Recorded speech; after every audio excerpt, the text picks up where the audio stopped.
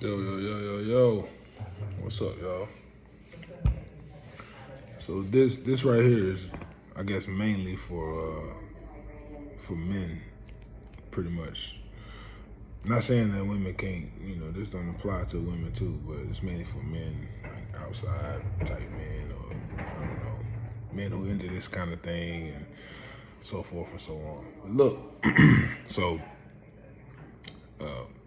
some of y'all might know, but I like to camp and do a lot of stuff dealing with camping and RVs and stuff like that. And at one point, my family and I, we were living in a pretty nice sized RV for like a year straight, just traveling around. Right.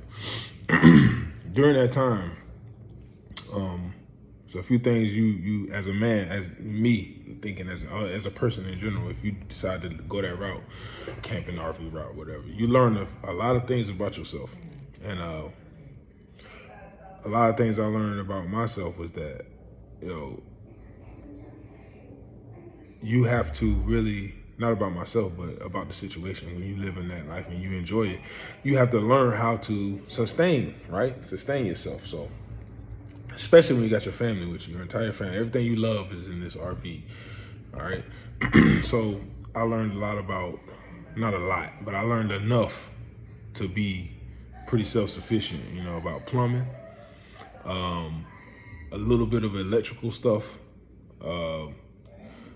You have to be a little, somewhat a jack of all trades when you're out there doing it full time like that, like we were, in your family's opinion. Because at the end of the day, if something go wrong with the toilet, the wife ain't trying to hear like, oh, we can't use the toilet. All they want to know, all your family want to know is when can I use it again? When can I flush it again? So it's really on the head of whoever you consider the head of whatever to take care of that issue, okay? Anyway, long story short, what I'm trying to say is, during that time, I kind of like got real obsessed. Obsessed is probably the wrong word, but I got real interested in off-grid type stuff, like setups to be off-grid if you want to be type thing, contingency plans and stuff like that, right?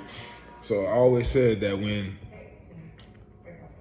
we recently moved to a home that we ain't never leaving from. when I say that, I mean we ain't moving no more. This is our quote unquote forever home. So I always said when I got settled like this that I would be focusing on like not necessarily needing the grid, having access to it but not needing it. So here I am. After this video, I would put some videos up with a little setup that I got. Not a little setup, but the setup that I have and I've just had installed on the home and stuff like that. Right now, currently, as I'm making this video, everything in my house is running off the grid, off of stuff that I bought. So, and it's a pretty nice size. It's over, 33,300 square feet, something like that. So it's a nice size home. Game room, media room, movie theater, all that stuff. Nice. And it's running all off grid. And it's been running all day off the grid. Real talk. Now, I'm only saying this for people who are into this kind of stuff, like I said. So if you're into this kind of thing, man, really do your research and do your homework on it and get into it. And start applying it to your household. Also I'm an Army veteran as well, so I'm big on contingency plans. That's something that they teach the military.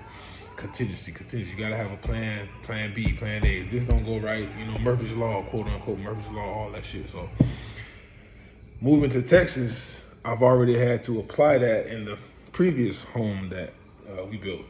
So once you get a taste of that assurance and that comfort of knowing that you got a backup plan in case the grid completely fails, you don't want to go back.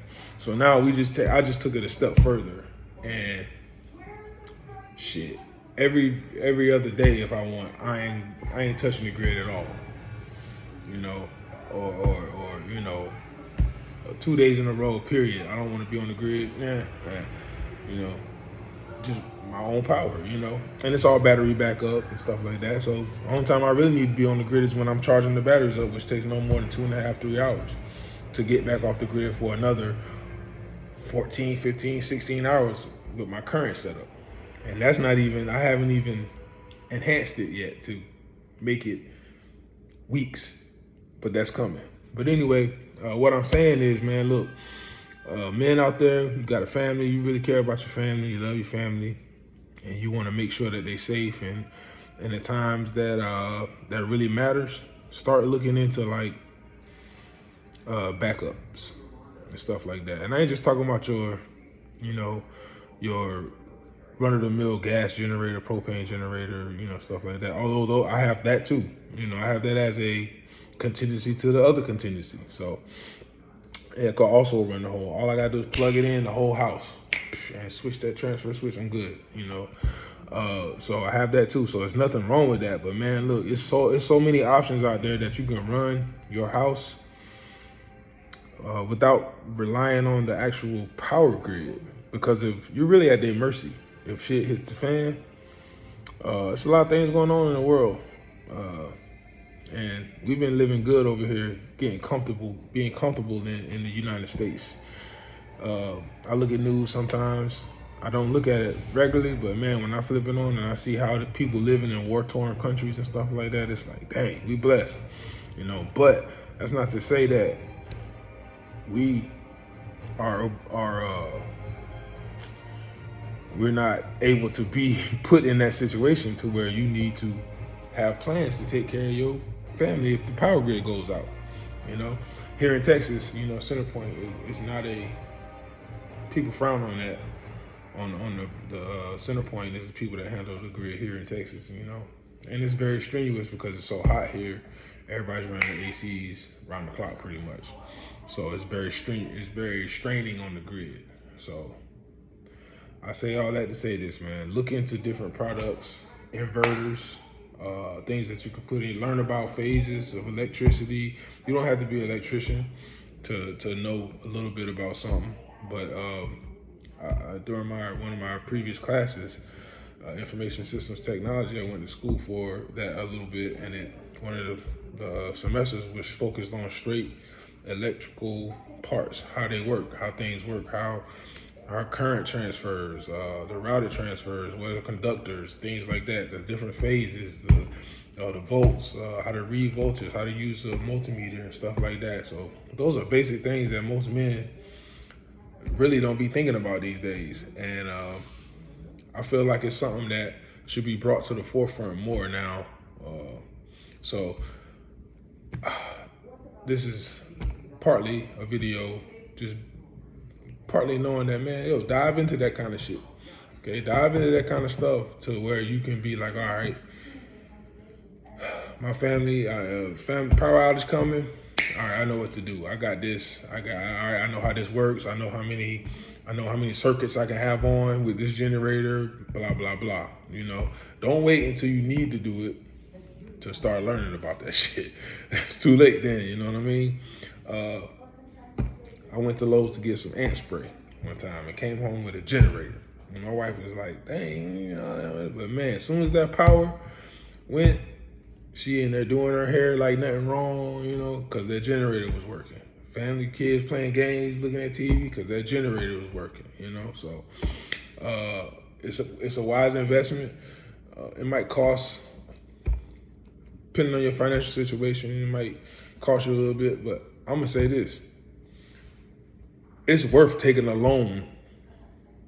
It's worth taking a loan or doing a payment plan for. Trust me. You know what I'm saying? So you might not be in the area that has power grid, power outages, stuff like that. But yo, still learn about it, look into it, because it can happen. These storms and stuff. Yeah, if a storm comes, blow your whole house away, it's no good to have all that. Yeah, I get it. But man, listen, I can't tell you the joy and peace that I have of knowing that no matter what happens, I can go in there and flip switches. Pat, pat, pat, pat, pat, pat, pat. And my shit already switched to I don't got to go out there and plug nothing in no more. You'll see a picture of the setup after this, but I got it set up now so I can flip switches and it instantly transfers through the smart hub. I can look at my phone, turn things on and off, and stuff like that. So it's pretty dope. So if you into that kind of stuff, man, if you're not into that kind of stuff, I suggest you start learning about it, inverters, and especially if you have a family, and you know, families today, man, families today, they used to having so much that when you snatch anything away, it's different. It's like, it's different. It's just different. And it's your fault for being a great provider. So, you know, pat yourself on the back, moms and dads, you know, but this is one of those things that you can ensure that you keep doing that, even when the times are not as good, meaning in a power outage or a storm situation or such and such, so forth and so on, right? So just a little bit, you know, I just felt like sharing a little knowledge. I know it's a 10-minute video, but I feel like it's worth putting out there. So y'all check it out. Some good products that I like to use. I like to use EcoFlow is my favorite because they're so compatible with one another with all the EcoFlow products. Once you get in the EcoFlow family, you just get hooked. And they got Anchor. They have, it's a whole bunch of inverters, whatever you suit your budget. But start looking into whole home power. Whole home power. All right, backup power. There's options out there, man. And living in Texas, I learned the value of that for real.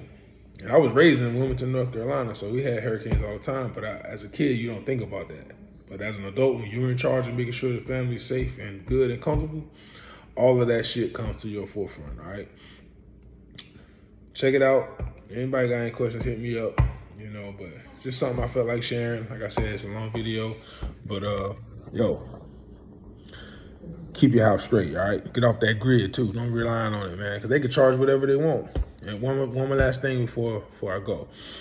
When you're using the grid, the off-grid tools that I'm using, you can create a schedule to when you want to be on the grid, you know, during peak times or slow times when you want to be on the grid, and you can be charging your shit up using the grid power when it's slow versus high times when everybody else is on it, all right? So you can schedule to use however you want, man.